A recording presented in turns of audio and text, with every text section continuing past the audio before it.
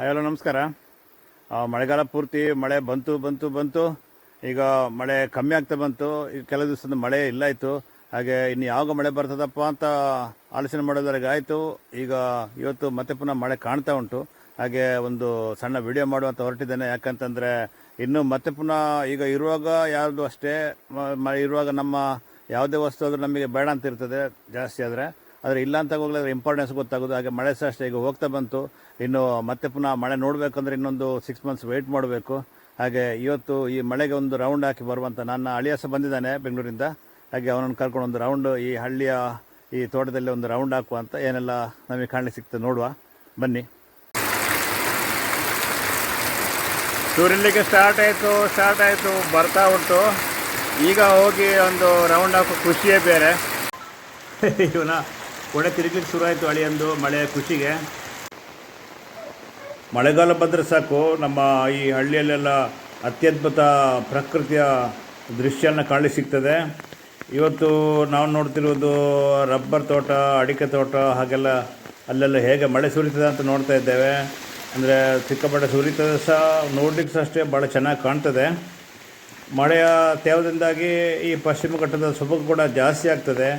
ಈ ನಮ್ಮ ತೋಟದಲ್ಲಿ ಮಳೆ ಜೋರಾಗ್ತಿದ್ದಾಗೆ ನವೀನ ಚೈತನ್ಯ ಪಡೀತದೆ. ಅಂದರೆ ಎಲ್ಲ ಗಿಡ ಮರ ಈ ಮತ್ತು ಹುಲ್ಲುಗಾವಲು ಅಂಥದ್ದೆಲ್ಲ ಭಾಳ ಚೆನ್ನಾಗಿ ಬೆಳೀತದೆ. ಆ್ಯಕ್ಚುಲಿ ನಮಗೆ ಹುಲ್ಲು ಜಾಸ್ತಿ ಬರಬಾರ್ದು, ಆದರೂ ಸಹ ಬೆಳೆದ್ರೆ ತುಂಬ ಚೆನ್ನಾಗಿರ್ತದೆ ನಮ್ಮ ತೋಟದಲ್ಲಿ ಕೂಡ.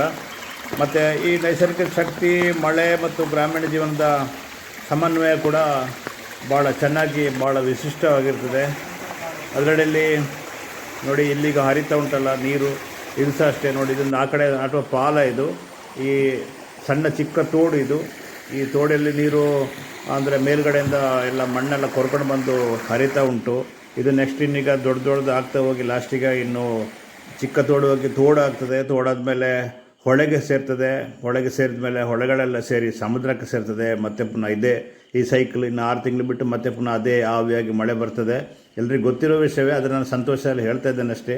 ನೋಡಿ ಅಡಿಕೆ ತೋಟ ಕೂಡ ಅಷ್ಟೇ 2-3 ಸಲ ಕಾಡು ತೆಗೆದಾಗಿತ್ತು. ಮತ್ತು ಪುನಃ ಎಲ್ಲ ಕಾಡೆಲ್ಲ ಬಂದಿದೆ. ಇದನ್ನು ಕ್ಲೀನ್ ಮಾಡೋ ಕೆಲಸ ನಡೀತದೆ. ಅಂಥದ್ದೇ ಹಳ್ಳಿಯಲ್ಲಿ ಜೀವನ ಇಂಥದ್ದೇ ನಡೀತಾ ಇರ್ತದೆ. ಗಿಡ ನೋಡಿ ಖುಷಿ ಪಡ್ತೇವೆ. ಮತ್ತು ಪುನಃ ಯಾವಾಗ ಅಡಿಕೆ ಬರ್ತದೆ ಕಾಯ್ತಾ ಇರ್ತೇವೆ.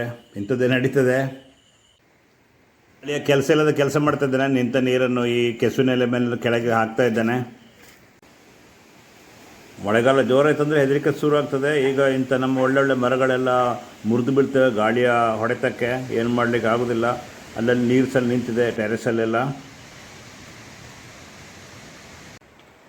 ಬಹಳ ಒಳ್ಳೆಯ ಒಂದು ಹಲಸಿನ ಮರ ಕೂಡ ಮುರಿದು ಬಿದ್ದಿದೆ. ಏನು ಮಾಡಲಿಕ್ಕಾಗೋದಿಲ್ಲ, ಇನ್ನು ಕೊಯ್ಯಬೇಕಷ್ಟೇ. ಇದು ಕೆರೆಯಿಂದ ಬರ್ತಾ ಇರೋ ನೀರು, ಅದಕ್ಕೋಸ್ಕರ ಇದು ಭಾರಿ ಫ್ರೆಶ್ ಆಗಿದೆ. ಇನ್ನು ಗುಡ್ಡೆಯಿಂದ ಬರೋ ನೀರುಗಳೆಲ್ಲ ಮಣ್ಣು ಮಿಕ್ಸ್ ಆಗಿ ಕೆಂಪಾಗಿ ಕಾಲಲ್ಲಿ ಬರ್ತದೆ. ಹಾಗೆ ಕೆಂಪು ವೈಟ್ ಕಲರ್ ಇದ್ದು ಎಲ್ಲ ನೋಡ್ಲಿಕ್ಕೆ ತುಂಬ ಖುಷಿ. ನೋಡಿ ರಬ್ಬರ್ ಸಹ ಅಷ್ಟೇ. ಈಗ 2-3 ದಿವಸ ಅದು ಟ್ಯಾಪಿಂಗ್ ಎಲ್ಲ ಆಗಲಿಲ್ಲ, ಕೆಲಸ ಕಾರ್ಯ ನಡೆಯುವುದಿಲ್ಲ ಈ ಜೋರು ಮಳೆಗೆ. ಇನ್ನೊಂದು ಮರ ಸಹ ಮುರಿದು ಬಿದ್ದಿದೆ. ಅದರ ಅಡಿಯಿಂದಾಗಿ ನಾವು ಪಾಸ್ ಆಗಿ ಹೋಗುವ ಇನ್ನೊಂದು ಸ್ಟ್ರೀಮ್ ನೋಡಲಿಕ್ಕಿದೆ, ಭಾಳ ಚೆನ್ನಾಗಿದೆ ಅದು ಸಹ. ನೇರವಾಗಿ ಅಲ್ಲಿಗೆ ಹೋಗುವ. ನೋಡಿ ಆ ಮಧ್ಯ ಅಂದರೆ ಇದು ಭಾಳ ಎಷ್ಟೋ ವರ್ಷದಿಂದ ಆ ಬರೆ ಸೈಡ್ ಬರೆ ಹೇಳ್ತಾರೆ, ಅದು ಈಗ ಜರಿಯದು ನಿಂತಿದೆ. ಇಂಥದ್ದು ಈ ಬರೆ ಜರಿದು ಸಪೋಸ್ ಇದು ನೀರು ಡೈವರ್ಟ್ ಆಯಿತು ಅಂದರೆ ಎಲ್ಲೆಲ್ಲಿ ನೀರು ಹೋಗಿ ಏನೋ ಅನಾಹುತ ಆಗ್ತದೆ. ಅಂಥದ್ದೇ ನಡೆದಿರಬೇಕು ಮೋಸ್ಟ್ಲಿ ವಾಯನಾಡಲ್ಲೆಲ್ಲ. ಅಂಥ ಒಂದು ಭಯಂಕರ ಸನ್ನಿವೇಶ ಕೂಡ ಸೃಷ್ಟಿ ಆಗ್ತದೆ ಅಂತಲೇ ಹೇಳ್ಬೋದು. ನಾನು ಆಗಲೇ ತೋರಿಸಿದ ಚಿಕ್ಕ ತೊರೆಗಳೆಲ್ಲ ಸೇರಿ ಇದೀಗ ಒಂದು ತೋಡು ಹೇಳ್ತಾರೆ. ಇದು ಒಂದು ದೊಡ್ಡ ತೋಡೆ ಇದಕ್ಕೆ ಸೇರಿತು. ಇನ್ನೀಗ ಅದು ಮುಂದೆ ಹೋಗಿ ದೊಡ್ಡ ತೋಡಾಗ್ತದೆ. ಆಮೇಲೆ ಹೊಳೆ ಆಗಿ ಕನ್ವರ್ಟ್ ಆಗ್ತದೆ. ಅಂದರೆ ತುಂಬ ಕಡೆಯಿಂದ ಈ ಥರ ನೀರುಗಳು ಬಂದು ಸೇರ್ತವೆ. ಹಾಗೆ ಮುಂದುವರಿತಾ ಇರ್ತದೆ. ಹಾಗೆ ನನ್ನ ಈ ವಿಡಿಯೋ ಇಷ್ಟವಾಗಿದ್ದರೆ ಲೈಕ್ ಮಾಡಿ, ಶೇರ್ ಮಾಡಿ ಹಾಗೂ ಸಬ್ಸ್ಕ್ರೈಬ್ ಮಾಡಿ. ನಮಸ್ಕಾರ.